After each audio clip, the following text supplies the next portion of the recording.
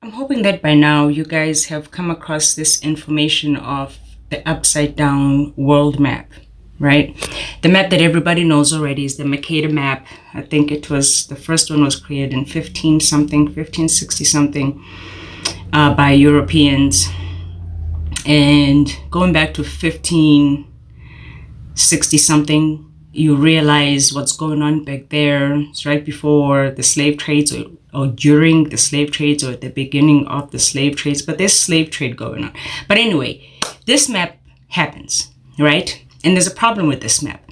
I know that if you look at it like this, right? You think that it's a conspiracy. You think that a bunch of us are talking crazy. We're not talking crazy, okay? If you don't want to hear this message from me because I'm an African or maybe because I'm black, I want you to know that Australia actually filed a lawsuit and a complaint and wanted to be seen by the people up north and said, hey, we don't like being called down under. We don't like these jokes, okay? We need you to fix this and reflect the map correctly. Australia had that complaint. Here's why this is so important for us people in Africa to understand. The people in Europe, colonizers, from the get-go, they had planned on taking over Africa. They had planned on how they were going to rewrite history. This is the whole point of this map.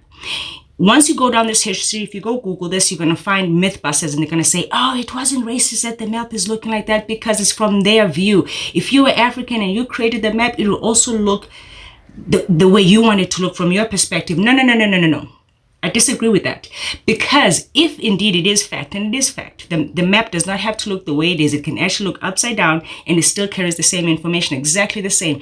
Then that information should have been available for us to know and to choose. Why? Because it created a perspective. If you take Africa and you flip it upside down, just like that. See now, what's that? That's South Africa on top. That's Egypt at the bottom. If I keep making connections with you from us in the south and making connections with people in the north, why do we have connections in the most sacred customs and practices? Okay? Life begins in South Africa. Once you go find out what a cradle of humankind is when it comes to South Africa and how we are very ancient in South Africa.